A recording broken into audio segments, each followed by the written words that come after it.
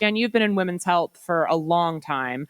You actually were directing one of the first women-directed Super Bowl ads about women's health last year, right? Can you talk a little bit about that campaign and really how you broke down barriers to get that on the biggest stage in the world? Absolutely. So when we first started working with Astellas, who had the first non-hormonal, and that's very important, treatment for the vasomotor symptoms of menopause, which is more commonly known as hot flashes and night sweats.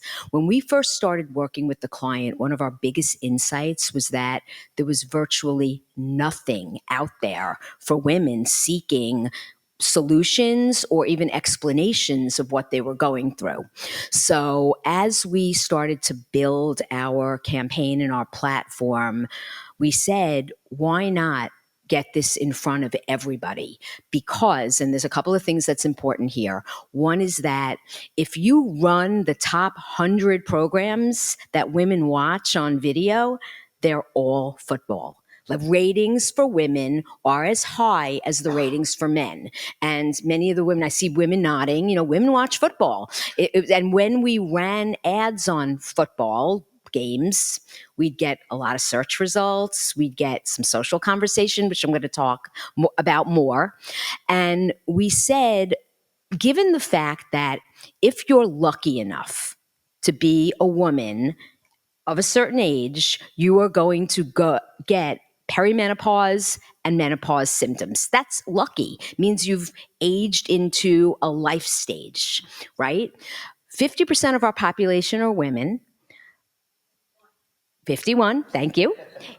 80% of women who go into perimenopause and menopause get symptoms of hot flashes and night sweats that cause them distress, bother, and stigma. So we decided, why not get out there to the 40% of women who have had, will have children, husbands, partners, and talk about menopause. So we had an opportunity to be on the Super Bowl and decided with our client, Chris Bohm, who many of you have met. He not unfortunately had to go home for a good reason. His son got Student of the Month, and that's a really great place for him to be. But he was part of this, another, man passionate about getting this out there. So we decided to run on the Super Bowl. And when we did that, we did not have a problem in 2023, we ran an unbranded awareness campaign around vasomotor symptoms. We ran that with Fox. Fox didn't give us a problem. In 2024, we ran Great Position right at kickoff with CBS. They did not give us a problem. The night of the Super Bowl, I was up until 3, 4 o'clock in the morning mining the socials. And the feedback that we got from culture not only was astounding. There was some positive, but I'm going to give you some sort of paraphrase quotes. Someone said, "Thank you for ruining the big game for me just as it was starting. I don't want to hear about women in menopause." Okay. Another one said, "Well, it's good you ran this ad at the beginning of the game because by halftime, menopausal women will be asleep." So we're seeing sexism, we're seeing ageism.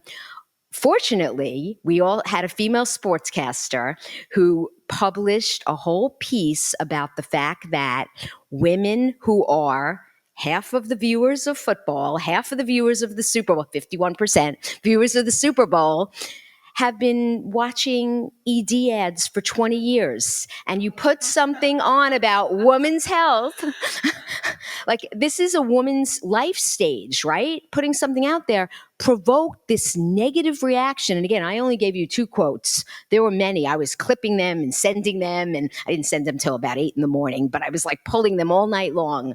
The negativity around women's life stage health really just woke us all up and said, we've got to continue to push forward the message. So, again, Tim, thank you for you and all the men and all the people who see this as a cause and something that we just need to do, because there's a lot of women who are afraid to share their symptoms because they're branded as old, useless, dried up, washed up.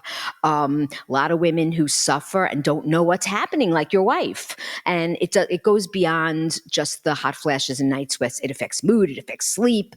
There's so much that is affected that, I just feel really proud to be able to bring this to the world, really.